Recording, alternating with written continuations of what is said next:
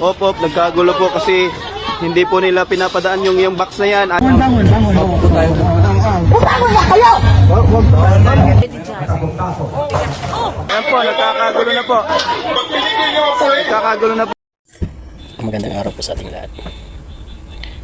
Nandito naman po ako. Konting comment lang sa para sa paghahanap ni Pastor Kibuloy. Nasaan ka kasi, Pastor? Sumurinder ka na kaya, Pastor, para matapos ng gulo. Hindi, lang. May konting comment lang ako, mga boss. May nakita akong video, yung interview ni Attorney Torion. Simple lang pala ang hihingi ni Pastor, Ako hindi ako Kibuloy, hindi ako parte ng KOGC. Isa ako ang Roman Catholic. Roman Catholic po ako. Yun lang, kailangan lang nating aware tayo sa mga nagaganap sa ating bansa, alam niya. Kailangan din natin malaman kung anong nangyayari kasi maapektuhan talaga tayo dito lahat. Ganito kasi yan. Si Pastor naman kasi. Surrender ka na kaya, Pastor? Asan ka ba? Text mo lang sa akin, Pastor, kung asan ka na. Para sulbad lahat ng problema ko. Hindi nga. Biro lang. Ganito kasi.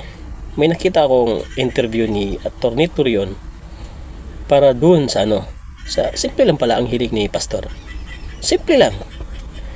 Simple lang guys, ganito lang talaga.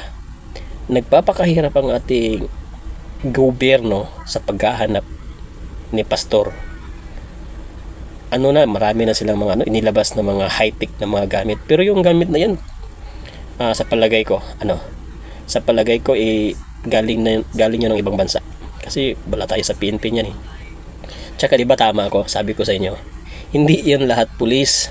Nakita nyo yung update dun sa SMNI, may nakikita doon nag-o-uniforme ng pulis pero hindi mga pulis, diba? Yun ang sabi ko nung una.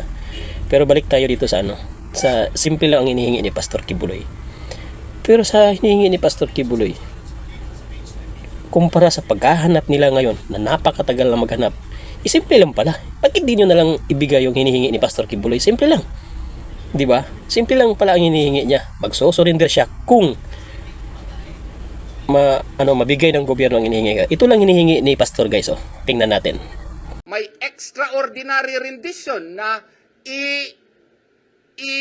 dadalahin siya sa Amerika without him proving his innocence here in the country. Kaya nga, nag-request si Pastor before na magpirma lang sana ng written declaration si Presidente Marcos na hindi siya ipadala sa Amerika at pati ang DOJ Secretary, PNP head na hindi siya ipadala sa Amerika at saka hindi makikialam po ang Amerika dito at susurrender siya.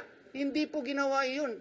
Unreasonable ba na request yun? Hindi po, kasi citizen po siya ng Republika ng Pilipinas at may karapatan siya pursuant to the social contract theory.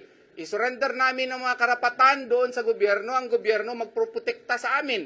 Karapatan ba ng isang citizen ng isang bansa na mag-request sa kanyang presidente, Sir, harapin ko yung kaso, sir, pero wag mo ako ipadala sa Amerika, sir. Pwede ba maglagay ka ng kasi grabe ng politika sa atin. Isulat mo lang na hindi mo ako ipadala sa Amerika. I-prove ko yung innocence dito. Kasi doon, wala talaga akong kaya doon. So, i-prove ko ang innocence dito. Kung mag-extradition ka, sige, harapin namin. Okay sa amin. Pero isulat mo lang na hindi mo ako ipadala sa Amerika kasi grabe na ang politika ng ating bansa. Grabe na ang division po. Baka ipuslit la ako dun sa Amerika, Pilipino din ako, kailangan din ako ng protection mo. Hindi ba yan, mahirap ba yan intindihin? Simple lang mga boss, diba? Kaysa nag-ihirap sila doon sa paghahanap. Yun lang, simple. Hindi pag mabigyan ng presidente, wala na, tapos na. Isusurrender na siya. Hanggang doon lang yun, di ba? Hanggang dito na lang mga boss. Kayo na po ang humusga.